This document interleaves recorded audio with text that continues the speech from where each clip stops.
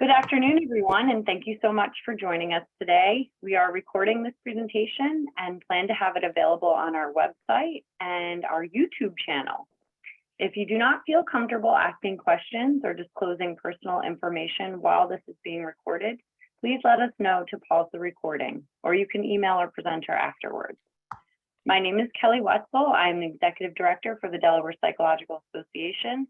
About a year ago, we received funding from the Division of Substance Abuse and Mental Health, also known as DSAM, to provide therapeutic and psychoeducational services to Delawareans who have been impacted by COVID. We've been offering 6 free confidential sessions to anyone with expressed interest in utilizing these services. And thanks to this grant, we've also been able to offer this series of educational webinars. You're all here with us today for a webinar on mental health, social awareness, and well-being of transgender persons and overview with licensed clinical social worker Kate Gomat-Suarez.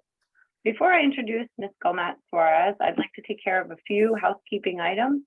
I ask that everyone use the chat feature now to please sign in with your full name and pronouns. It would also be helpful for us to know if anyone else is watching this webinar with you. What agencies are you employed by?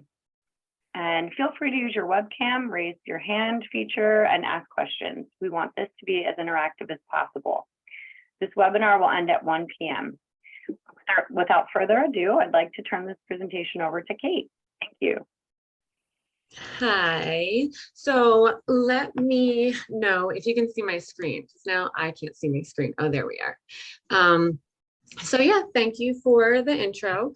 My name is Kate. I am a licensed clinical social worker in Delaware and also a licensed clinical social worker recently in Maryland. As you see on the bottom, I just opened my private practice, Beechtree Counseling. I'll have my contact info for that at the end of the presentation, so feel free to contact me at any time. And yes, to what Kelly said, please add your pronouns to your name if you could. That would be awesome.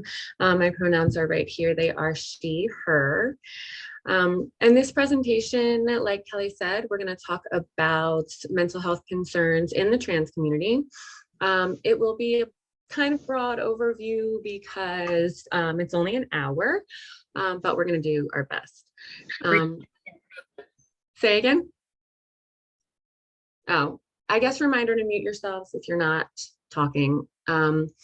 Do put questions in the chat, please, please, please. I love interactive presentations, so that's helpful to me. You can also jot any questions down and we'll have time at the end for questions as well. I am also a birth and bereavement doula and offer bereavement counseling to people of every age. And I do incorporate that into my work with trans people as needed. I do currently work full-time at the Christiana Care Gender Wellness Program, where we provide counseling and support services to transgender persons and those who are exploring their gender identity. So let's get started. Hey, sorry, we can't see your presentation anymore. Oh, where'd it go? All right, let's find it. Exit minimized video. You're like, it's gone. All right, I was just reviewing the chat and who's who. All right, share. Is it back? Am I back? All right. All right, cool.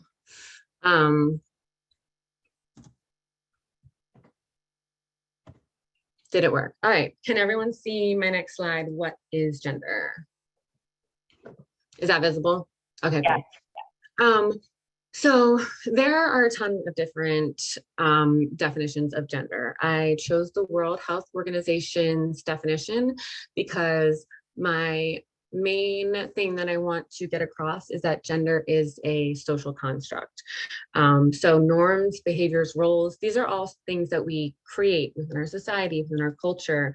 What is expected in females, what is expected in males. So that's what we're going to talk about a lot during this presentation.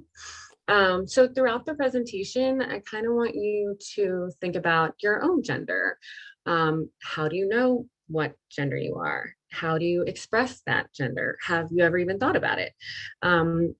And in what ways does your gender impact like your family life, your social life, your career, all the ways that we gender our whole entire lives, right? So think about that. And please, any questions, any thoughts, share in the chat. I would love to hear if during this presentation you kind of start to think about your own gender in a different way.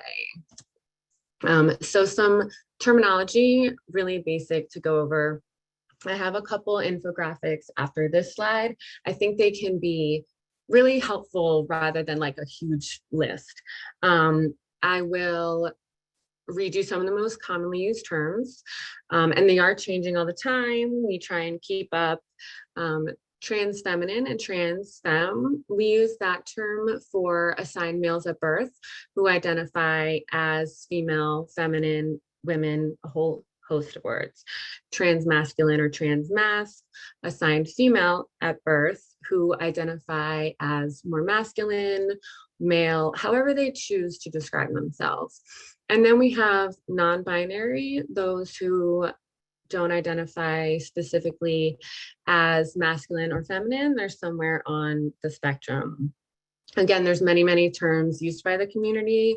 I encourage you to do your own research, not only if you're curious, but because it can be helpful in your practice or as family, as friends. So next. Oh wait, why did we miss one? So let's talk about pronouns and why they're important. On the left here, I have feminine, masculine, and some gender neutral pronouns. There are a ton. If you go online, there's lists and lists of them. These are some of the more common ones. So again, if you've never thought about your pronouns, try and think about it. Okay, how do I like to be referred to? And why is this important? The first, respect inclusion, and it also shows that you yourself are aware that people have different gender identities and you're educated about it. So I always suggest when you're introducing yourself, include your pronouns. And it can be, if you feel kind of awkward, here's a little way that I do it. If I'm meeting someone new, I just say, oh, hey, or hi, my name's Kate. My pronouns are she, her. It's so nice to meet you. What pronouns do you use? And that way it's kind of like casually in the conversation, it will indicate that they should tell you their name and their pronouns while only making it like one question. Down at the bottom, I have a site, pronouns.org. It's very comprehensive on why pronouns matter. So I highly recommend going to it and taking a look. And if you make a mistake with someone's pronouns, that is okay. It happens. We want always to do our best, but mistakes do happen. So apologize politely and keep it moving. No need to like make a big deal about it. It happens. It's one of those things. Pronouns are new to some of us, right? We're not always used to using them. And so it's okay to make a mistake. The most important thing is to, like I said, keep it moving. All right, so this is the genderbread person, and hopefully you can see some of this. These slides will be on the DPA website to go through, look at more carefully if you want to. But right below, it's pronounced metrosexual.com. They have a ton of good infographics. It's a really good site. I like the genderbread person because it's good for kids, teens, adults, anyone who has never really thought about gender identity, and splits it up into gender identity. So that's how we see ourselves, think about ourselves. And it can be anywhere from woman to man and everything in between. Gender expression, that's how we show our gender, right? So feminine, masculine, and then genderbread identifies androgynous as somewhere in the middle. The spectrum can be kind of wherever you are or however people identify. But this is how we act, right? Based on the roles in our culture and society, what we wear, what our hairstyle looks like. Biological sex is that refers to the sex you were assigned at birth. So in the genderbread person, if you can read it, it talks about chromosomes, and which that's all true. But when we're born, typically they don't do a chromosomal test, right? The doctor, midwife, whoever takes a look at the baby and decides, okay, based on external genitalia, baby's female or male. And that's one of the reasons that we use assigned sex at birth. In the middle, we have intersex. That is a medical condition where the sex organs have not differentiated in the typical way. It's super, super important to remember that not all intersex people identify as LGBTQ. Some don't identify that way at all. They identify as male or female and do not want to be included in the LGBTQ community, which is obviously totally fine. We don't want to just throw them in there because we can't ourselves identify them as male or female.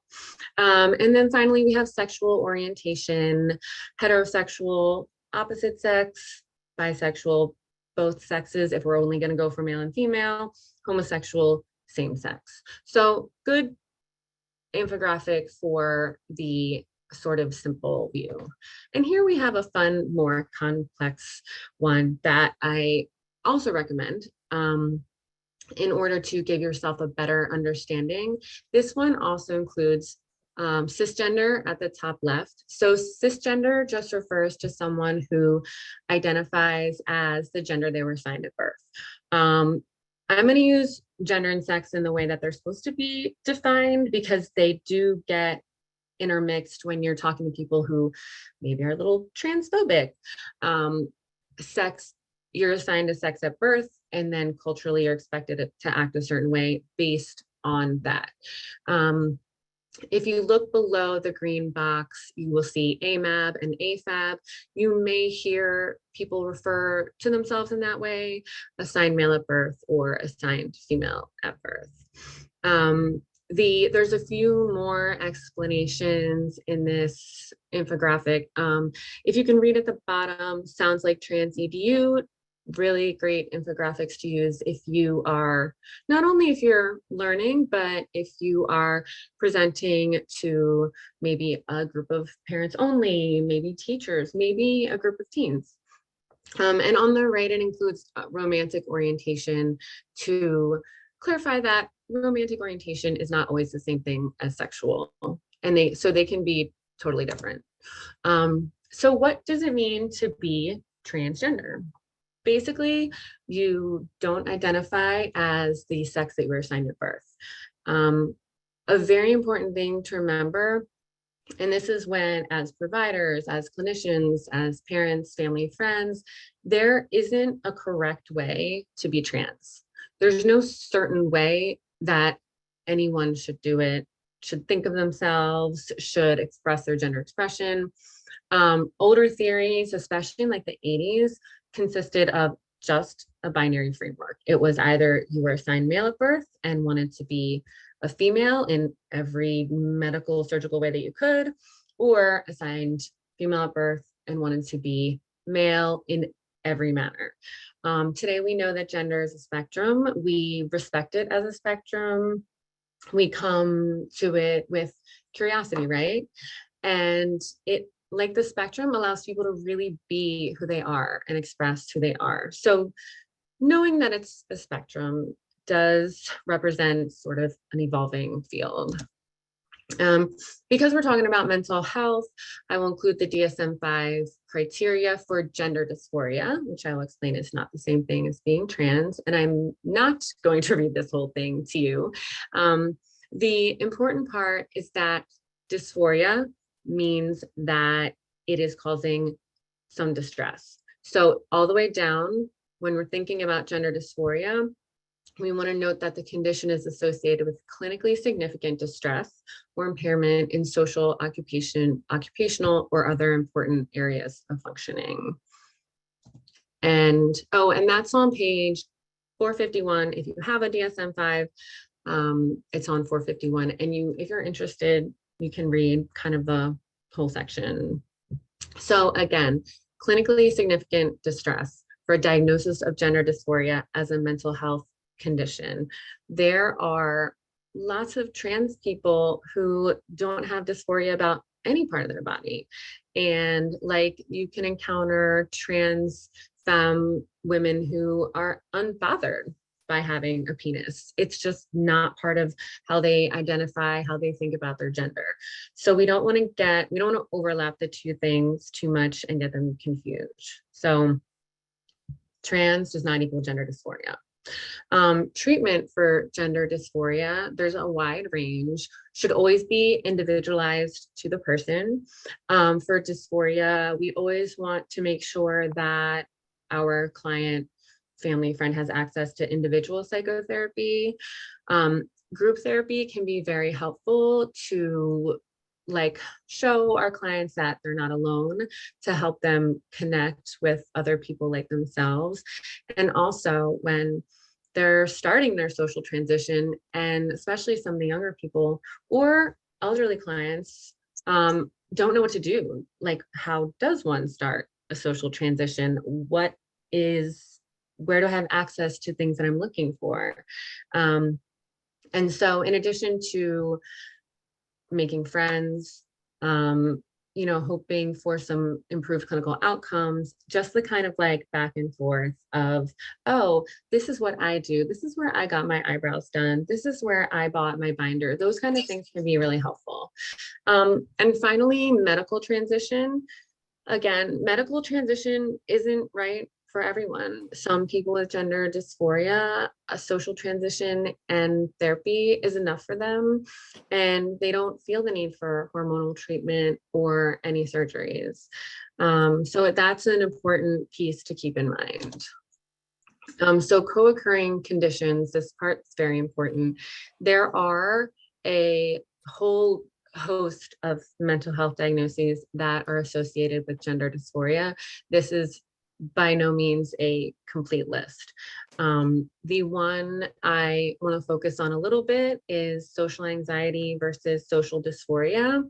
So sometimes we'll have someone come into the office or you might notice this in a family or friend, and they are not making eye contact.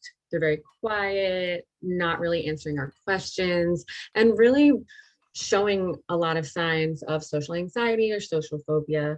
They may report that they don't have any friends at school or any friends at work. And so that kind of sets off that, okay, social anxiety diagnosis in our head to keep in mind. When you're working with a client with gender dysphoria, some of that is actual social dysphoria. And in the beginning of treatment, it's very hard to distinguish between what is what.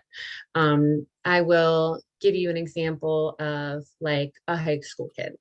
So you have a high schooler assigned male at birth, but has always felt and known that she was female, hasn't talked to her parents about it, isn't out, doesn't have many friends, so doesn't feel like there are any friends to come out to. So in high school, it's all about social groups, right? So our high school student sees the group of girls who are good friends, knows that they hang out outside of school, knows that they eat lunch together every day. And as a high school girl, a lot of times you just want that group of girlfriends, right? So our high schooler is looking at that and really, really wishing I want to be friends with them. I want to be in that group. That's what feels right. Might look at them. Oh, I want that makeup. Oh, I love her braids. That's exactly what I want for my hair. Share the same interests. But meanwhile, is forced to have short hair because that's what's expected of them. Wears clothes meant for boys, maybe is encouraged to play sports or make friends with a lot of guys, and that makes them so uncomfortable. They feel like there's no one to be friends with, and that's more social dysphoria. So sometimes what we see is when our clients begin their social transition, whether it's growing their hair out, starting with makeup, could be vocal therapy, it could be gender affirming hormone treatment. The progress is slow sometimes, but you start to see them come out of their shell. be more talkative, make better eye contact, report that they want to go out in places. I just had one who I've been working with for a year, and a couple of days ago, she said she wanted to go to the mall. And I was like, oh, finally progress. So it can be slow, especially when you're working with adolescents. Like, oh, high school's a hard time for everybody. So don't get discouraged. As a mental health clinician or medical provider, friends, family, do not get discouraged. Let it play out. You will eventually see what part is social anxiety and what part is social dysphoria, because lots of people have social anxiety and social dysphoria. But we are better able to make a treatment plan if we know which is which. I also want to talk about suicidal ideation. If you do just an internet search, look in journal articles, you'll find lots of different rates. But the point that I want to get across is that transgender people just have a much higher rate of suicidal ideation, of attempts, and successes. And that is something that we as providers, clinicians, family, friends, we have the capability to try and lower that number. We can show support, acceptance. We can show enthusiasm. In a way, I think that's one of the most important things that I do is I am enthusiastic when my clients start to feel like themselves. I am enthusiastic about them being who they are, like coming in with such distress and then slowly becoming who they are. And I find it like really exciting. So we talk a lot about like acceptance and support, but in a way, it's kind of like, well, who am I to say that you're okay, that I accept you? I'm going to be over here being enthusiastic because you are getting to be the person that you're always meant to be. So you'll hear me say enthusiasm a lot. I wanted to put 988 on there. That is the suicide crisis line. In a true psychiatric medical emergency, please dial 911. But if you're having a family or friend who just maybe having some suicide ideation, needs someone to talk to, just keep that number handy. Seeking medical and mental health care. This is historically very difficult for persons who identify as trans because they are used to being basically treated like crap at like in the medical and mental health care field, because many people don't know about trans people, right? Maybe they've never treated one, maybe they are transphobic, and that has happened a lot recently. It's getting better in places where being trans is more accepted.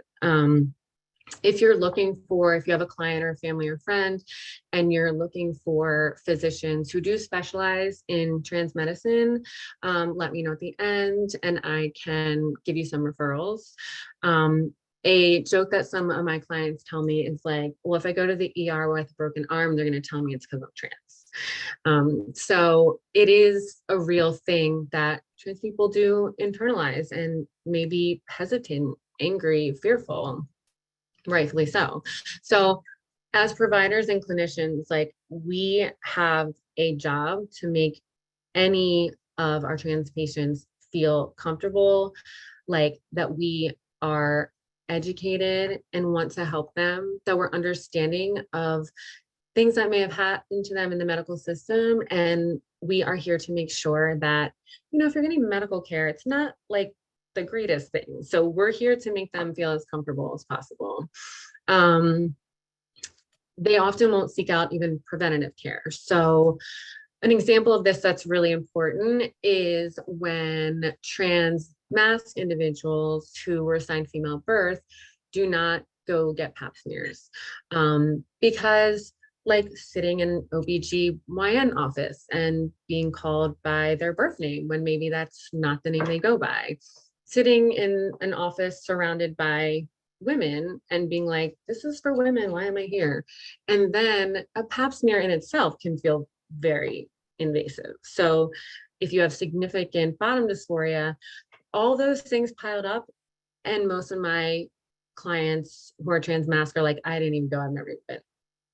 That being said, we have a few great doctors at Christianacare who are well-versed in trans medicine, and especially like pap smears, GYN care for assigned females at birth who identify as trans masks. So please, if you need a referral for a friend, family, client, yourself, send me an email, let me know at the end. I lost the chat. So if there's stuff in the chat, Kelly, shout out and I'll answer it.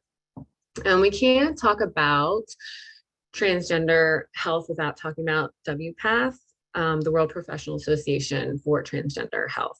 They are the like overarching organization, huge, that provides these standards of care for mental health care and medical health care.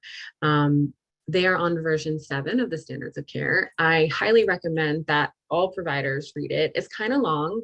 Don't read it all at once. And version 8 is coming out, so probably by the time you finish it, we might be on 8. The PDF version is here at the bottom. My guess is that even when you're watching, if you watch this again on VPA site, I don't think copy and paste will work. I know when I was making it, links coming up weren't working. You can also just Google WPATH and SOC and it'll come right up. I included this trans visibility slide because I want to emphasize not only trans visibility, because some trans people don't want to be visible, right? They identify how they identify and they want to live in the world like that. And there's nothing wrong with that. So I want to focus on allies, like being a visible ally, putting your pronouns in your Zoom name, putting your pronouns in your email signature. So every time you send an email, you never know who needs to see like, oh, this person's educated and aware and respectful of different gender identities. I do things I would like wear my trans, you can see like support like bracelet. I have the flag on my Apple Watch. Like if I'm dressing casually, I almost always have a t-shirt that in some way is LGBTQ or trans related, because I want to be out in the world showing that I support trans people, or I'm enthusiastic rather.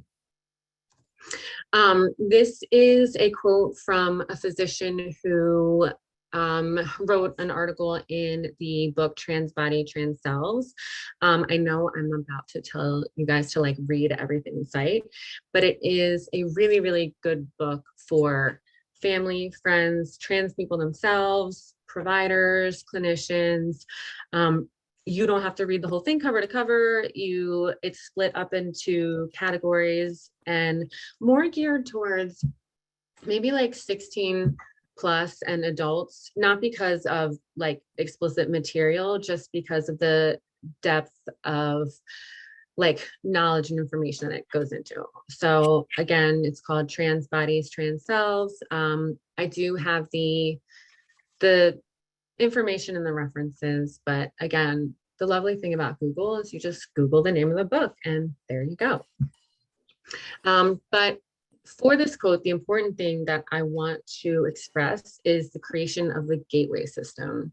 So we also call this gatekeeping. And what happens is that we as mental health providers like get to make the decision about what level of intervention a trans person or person with gender dysphoria is allowed to have. So, and the rules are different in every state. So what I'm saying is for Delaware. So for example, if you have gender dysphoria and you want to get on gender affirming hormones, you can go to an endocrinologist, you can go to a primary care doctor who specializes in trans medicine, and they can prescribe you the hormones. They'll do an assessment, they'll do blood work to see if it's safe to give you hormones, and you don't need a mental health provider in order to do that. Okay, that part's great. However, for any type of surgery, you need at least one letter of support from a mental health professional, and genital surgeries require 2 letters of support. So in that way, it's showing trans people like, I know more about you and what you need than you do. And you need to prove to me that you actually need the surgery. So that can be hard for people with gender dysphoria or identify as trans to kind of reconcile, like, and that makes sense. Like, why do you get to make the decision for me? The standard of care version 8 is addressing that issue a little bit more than 7. So again, since I'm telling you to read everything, read 8 when it comes out. But it's important to be aware of the gatekeeping system, even though it is what it is, right? So I'm going to do your letters, I'm going to do all these things, and I'm going to conduct a thorough mental health evaluation at the same time, being cognizant of the fact that this creates a hierarchical system that isn't exactly ideal. Yes, does anybody want to jump in? Oh, no, okay. So let's talk social transitions. And this is a very basic slide because there are infinite number of ways that people socially transition, and that all people kind of show their gender identity. And that is reflective of culture, right? There are certain things in our culture that say, oh, you're feminine.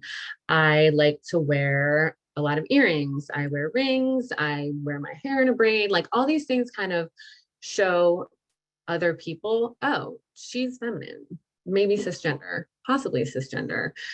So people make all kinds of assumptions about how you're dressed and how you are portraying yourself out in the world. That's not saying that that's a good thing. That's just how it is. So clothing, hairstyle, accessories, that's some of the first things that transgender people might start to change when they're beginning their transition. And anything, it can be lashes, eyebrows. Eyebrows are like a big thing right now, and I'm in agreement. If your eyebrows look good, you feel like you're having a better day. And it can be kind of nerve-wracking if you're going to get your hair changed, if you want to get lashes or eyebrows. So I do have recommendations for a hairstylist and a makeup artist if anybody needs a recommendation for trans enthusiastic people, because I think that part is very important. If you are beginning your social transition and you're really nervous, going somewhere that's like recommended by someone who works with trans people where you know they're enthusiastic can just help you feel more comfortable walking through the door. Binders, bras, these are ways that assigned male at birth, assigned female at birth can change the shape of their chest and how it looks under clothes to make themselves feel more masculine, more feminine, and portray that to the rest of the world. I want to mention vocal therapy because it's kind of in the middle of like social medical transitioning, depending on what you do. And also I want you to know that the University of Delaware does have a free gender affirming vocal therapy clinic. Now it's free, so the waiting list is incredibly long. That doesn't mean you shouldn't get on the waiting list if this is something that you're interested in. There are lots and lots of trans people who choose to use the internet, YouTube videos, etc., to practice with their voice, whether they want a higher register or the lower register. Try and go for a recommended site. Some of them have bad advice and you never really know which one is which. So a recommendation from another trans person is kind of like your best bet in that way. There are also private speech pathologists who do vocal therapy. It used to be called voice training, but vocal therapy is a little bit more understanding that it's not a training, and that's costly. So if you need referrals, I have those, so just let me know. I want to mention names, pronouns, gender markers. A new name and pronouns is like one of the most significant ways that you can demonstrate like, oh, hey, this is my gender identity. It's kind of not what you thought it was. And gender marker changes on documents. So this is a little gatekeeping as well. If you want to change your gender marker from male to female in your driver's license, you do need a mental health professional to sign just one form for you. So not super hard, but still requires someone to sign something for you, give you the original. It still feels like kind of like, why do I have to do this? And a totally understandable feeling. If you want to change it to X, you do not need a mental health professional. Gender markers in the Social Security Administration system require a specific letter. There are no gender markers on your Social Security card, but it's like in the SSA system. And that will be important later for Social Security or disability, anything like that. The thing I want to emphasize is in these letters, when it says treatment for gender dysphoria, you do not need to have any hormonal treatment, any surgery, anything to change your gender marker. In treatment can be, you came to see me for a couple sessions. You absolutely do not have to have any like intervention, physical interventions in order to change your gender marker. So this is like a really basic slide on social transition. If anybody has any questions about the million other examples or want to throw some examples out there, I would love that. We're going to go quickly through medical transition because we could do like a 4-hour talk on medical transition. The first most typical beginning medical treatment is gender affirming hormone treatment, which we just say GAHT. This includes spironolactone, which is an androgen blocker, and estradiol, estrogen, for trans femme individuals, and testosterone for trans masc individuals. The reason trans femme persons need to take an androgen blocker is because testosterone is a very, very strong hormone, and we need to block that in addition to adding estrogen. Trans masc individuals do not typically need any other hormone other than testosterone. That being said, everybody is an individual.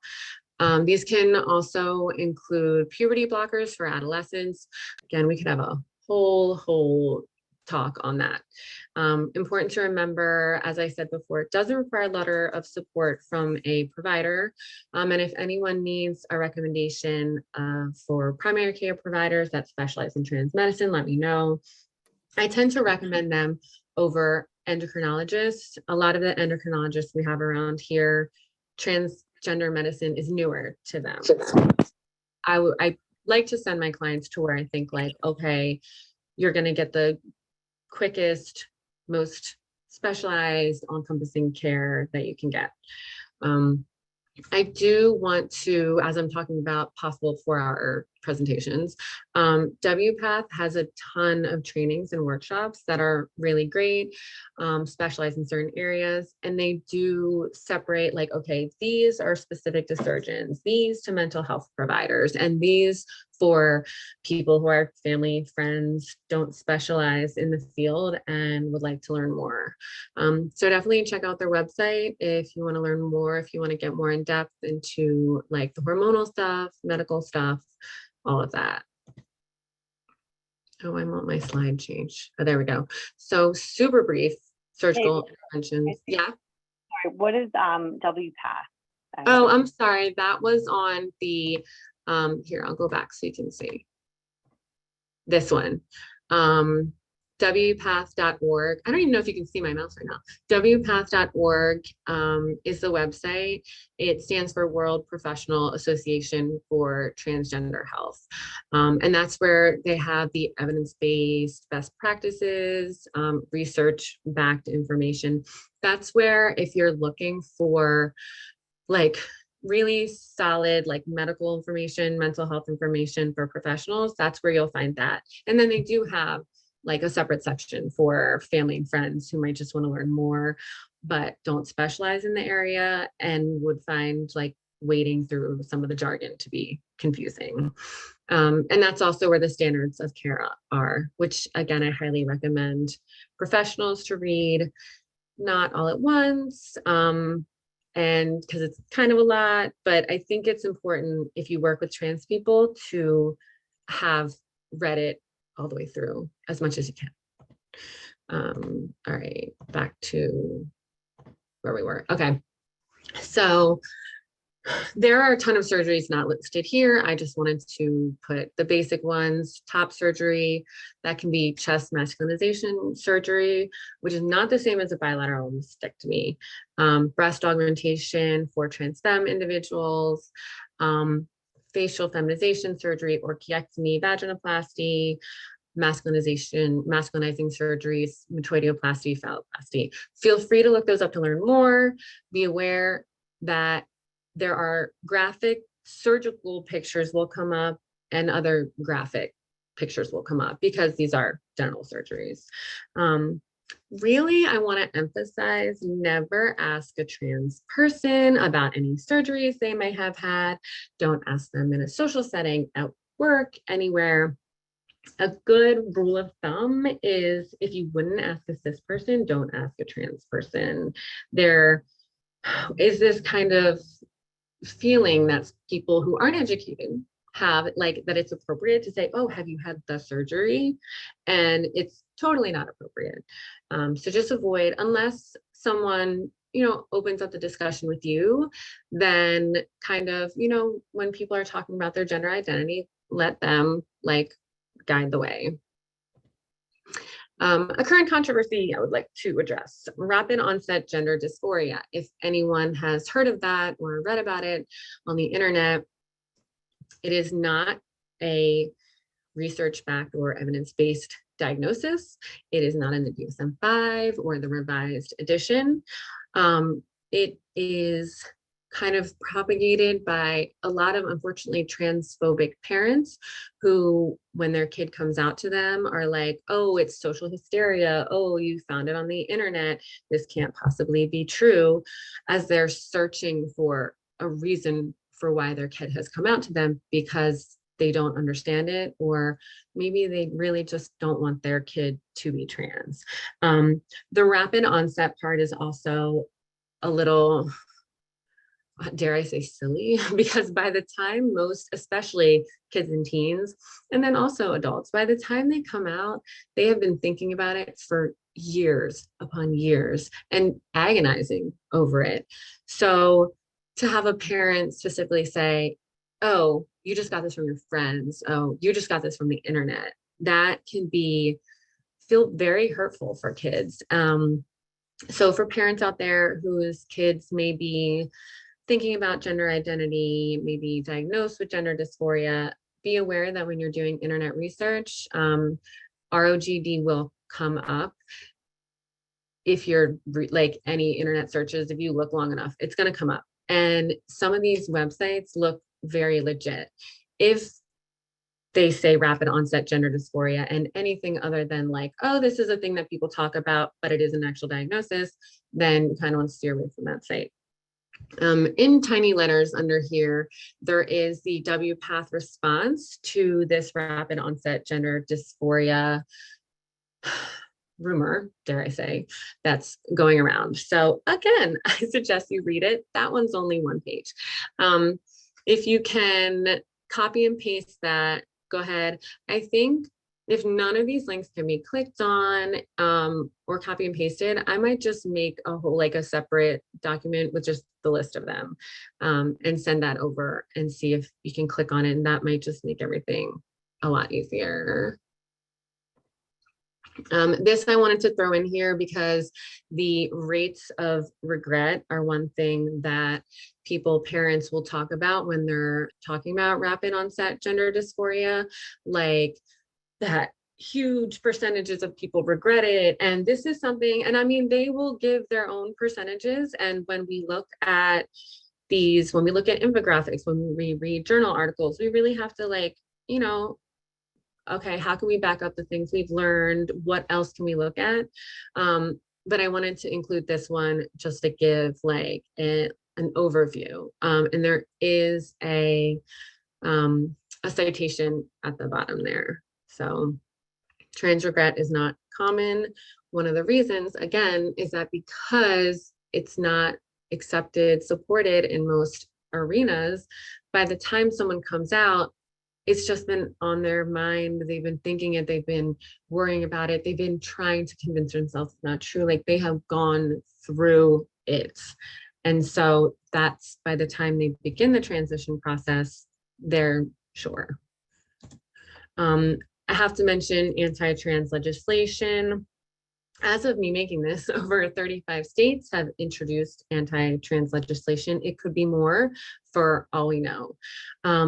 Even if there is no legislation in our state, and I think we might have had one that was proposed but struck down, we still need to learn about it. We still need to know what's going on in other states, because it's the world we live in. Like, we know there's so much information, we're inundated with information. So for our trans community, this is coming at them and can cause fear for them, for friends, for family. Not to mention travel. Like, if you are traveling to a state like parts of Texas or other states where you know like that it's not exactly safe to be trans, that is information that we want to have. Parents of adolescents who are exploring gender identity or have begun therapy or gender affirming hormone treatment in Texas, they're trying to make that considered abuse, like across the whole state. So that's a lot. That's really intense for trans people to learn. It can cause a lot of fear, rightfully so.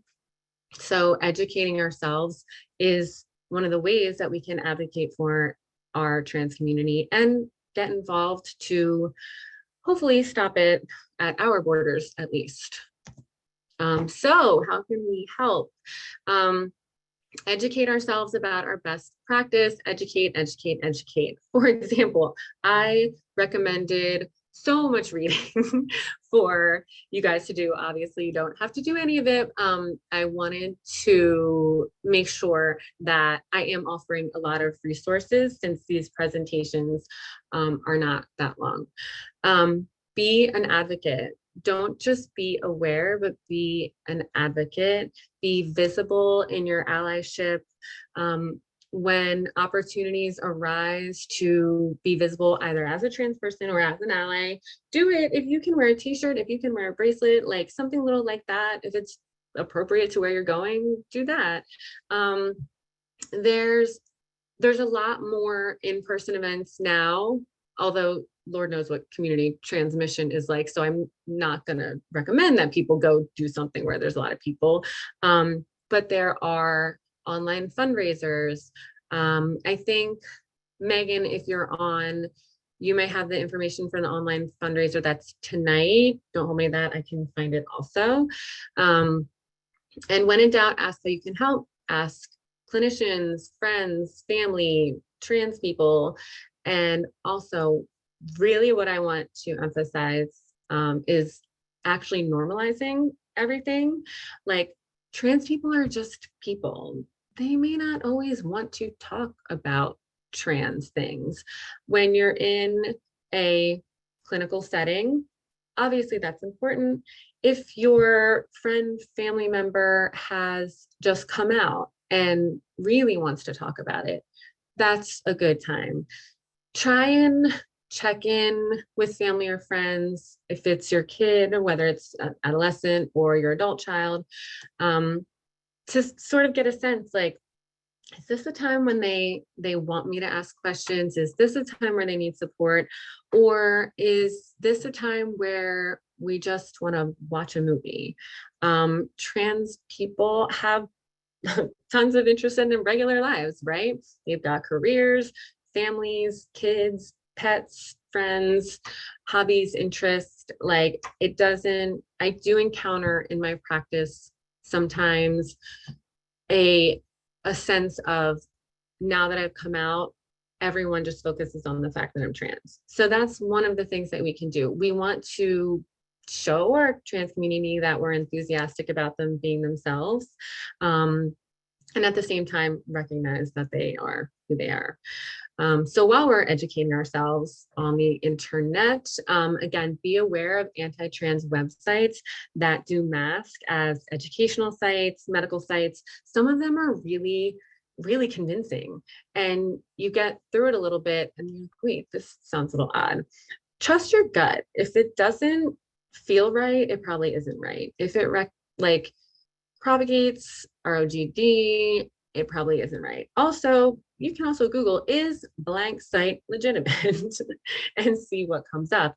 Is blank site an anti-trans website? And then also ask, ask, ask. That's something that is important, right? Ask clinicians what they know, ask providers, ask family, ask friends, read books. I am a big, big, big proponent of reading books. Get them from the library, use bookstore, get recommendations from clinicians.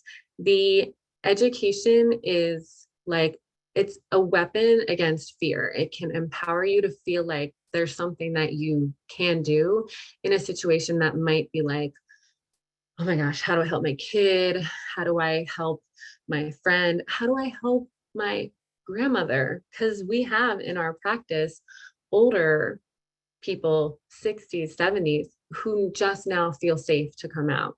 And so that's like a whole complex situation, right? So again, educate. And please, please, please send me an email if you want book recommendations, recommendations for physicians. Obviously, you can always refer someone to the gender wellness program for therapy at Christiana. We can recommend outside providers if needed, people to help with makeup, like just to like go get a makeover for fun. So all of that, if you need to find it, I can probably locate it. And if not, I will try. So want to learn more. These are all safe, educational, good websites. So I love the Trans Youth Equality Foundation. It is a huge website. There's so much stuff for youth, for kids and adolescents, so much stuff for parents, links to other resources. The like links specific to educators, to providers. And so it's very, very comprehensive. And it's like I don't know, it's like a warm and welcoming site. Like it just is one of those sites where like, I'm getting good education and this is a very supportive, enthusiastic environment. National Center for Transgender Equality, that's more legal stuff. So you can look up all your rights in your state. And that's also where you can get all the information on document changes. If you are trans and you have a therapist, they will help walk you through all of these documents. It can seem very overwhelming, but that's part of what we're here for. Transstudent.org, TSER, they have all the fun edugraphics, they call them infographics, all downloadable for free because they want everyone to be able to educate others. Pronouns.org, another favorite of mine. Trevor Project is LGBTQ focused entirely, not just trans, but a lot of youth, a lot of suicide prevention. And that's obviously an important part. Next is WPATH, check it out. Read the standards of care and their response to rapid onset gender dysphoria.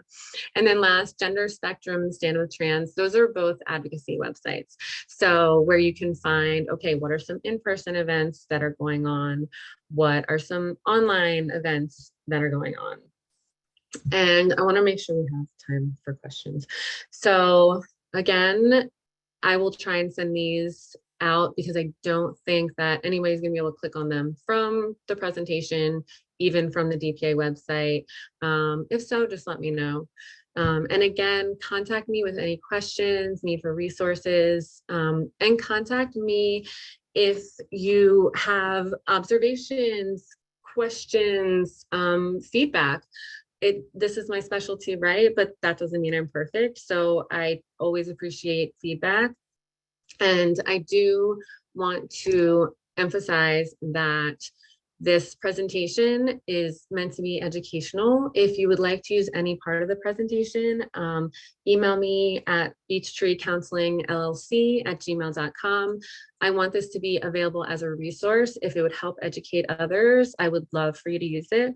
I only ask that you give me credit for the slides. And I also want to know, like, okay, what parts of it are you going to use? What parts feel helpful?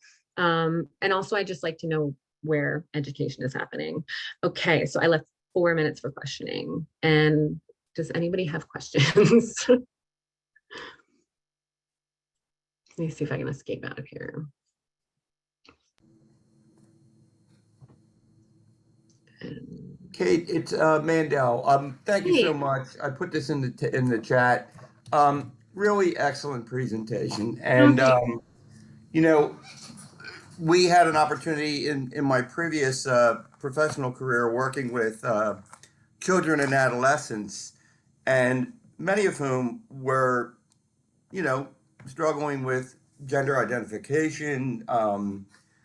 How they wanted to express themselves. And one of the things we found particularly challenging was, and I remember this young woman in particularly, a girl, she was like 12, and she asked and referred to herself as masculine and used a masculine pronoun when we were working with her. But whenever we had to do family therapy with her and her mom, that was taboo. We could never bring it up. Mom didn't know for sure. So the real challenge was trying to keep it all in your head and keep it straight when you're talking with her individually or when you're talking with her and mom or other people in the family. Yeah. It really requires us to be incredibly attentive and mindful of context and where we're having those interactions and under what conditions in order to respect the wishes and desires of the patient, even though they're conflicted or not quite at a point of being ready to identify in the same way consistently in different kinds of contexts and with people. So that that was really really a difficult clinical challenge for us. Yeah, it is. And When the other thing I'll just say real quickly is just, I'm glad you mentioned the social, political, and cultural climate. I mean, it is so oppressive to individual choice, to individual freedom, to individual, self-expression. I mean, in terms of advocacy and support and getting out there and trying to, make sure everybody's voice is heard and respected as long as they're, you know, not dispensing, hatred, violence, and Mhm. oppression.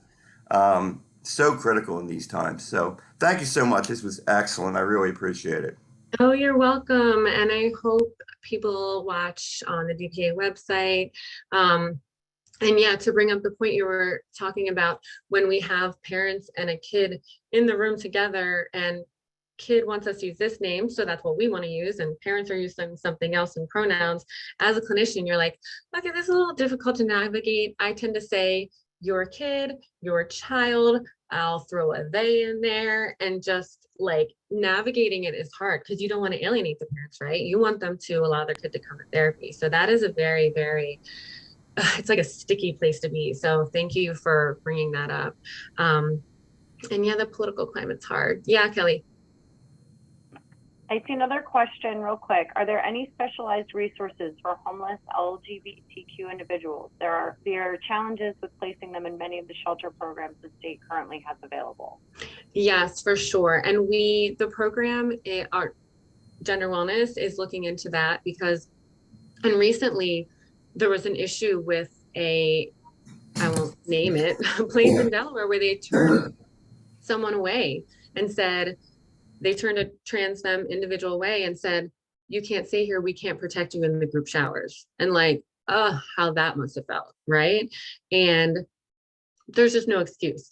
So we are looking into that. You are correct. There are hardly any good options. So we continue to look into it. Please, if you find anything before I find anything, please let me know. And if you ask me something and you're like, I have not heard back from her, just send me another email.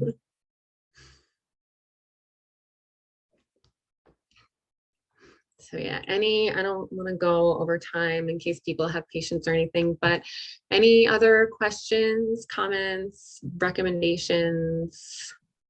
I would just like to say, I think you did an awesome job. I'm transgender, and I have been for many years. I'm a transgender clinician. And it is a dilemma, even as a transgender clinician, as gatekeeping, it's a challenge because we have many, like anybody else, who have serious mental health issues. And we have to weigh that very carefully. Yeah. It's Yeah. a real challenge, particularly when you're working with co-occurring clients. It can be a real challenge. Yeah. But I just want to say one other thing, is that I think from my perspective as a trans man, I think safety is paramount with our children and our adolescents, teaching them safety and awareness. Unfortunately, I had hoped that it would never come to this point with politics, but it has. But I just wanted to point that out. So thank you. It's very No, I appreciate it. That's something that I should definitely add, and I will. And I really appreciate, as a trans person, sharing your thoughts with me. I really appreciate that. I do get this sometimes, like, how do you, cis woman, like, how can you relate to me? Like, why are you even talking to me? Why are you in this field? Yeah. But No, then you've done very well. honestly, thanks. When I'm like, well, I'm passionate, so here I am. And then it's funny because when I have no problem like coming out to my clients when I tell them like, oh, I'm in the LGBTQ community, I'm a lesbian, like they're like, oh, okay, well, you're like a little bit maybe understanding. And sometimes it makes them feel more comfortable because you can be living a life where you don't know any LGBTQ community, like community members, and it's just you. So, and that's also why I love to run group therapy. I'm like, connect with people. So yeah, thank you for adding that. No, thank you so much, because I'm going to add that to the presentation since it is so important, like not only like safety in the world, but like bodily safety, all of that. So Well, thank you. and I just wanted to say that part of the problem is when young trans folks come out, they're bright and excited, and they're not thinking about what's going on around them, and how they dress, and it creates a little of a dilemma. So Yeah, so thank you for that. yeah. Any other questions? Again, if you want to comment, feel free to contact me at any time. It's right here, Beach Tree Counseling LLC. Also, like I said, if you don't reach me, just send me another email. I might just be scattered. So, and you can always ask Kelly how to reach me also. Thank you so much. We put your email in the chat, and I also included your slides in the chat. So if anyone's still with us, they're in there. You can also, I can put my email in there, and anyone can email us, me directly, and we'll make sure that the messages get to you, Kate. Thank you so much. Thank you for having me and letting me talk about my passion. So grateful. And this will be up, as I mentioned, on our website, www.depsych.org. And we have a YouTube channel, so just check out delpsychology@gmail.com, and we should be in there. And all of these series of webinars that we've been able to put on through the funding we received from Delaware Division of Substance Abuse and Mental Health. So thank you very much for joining us today.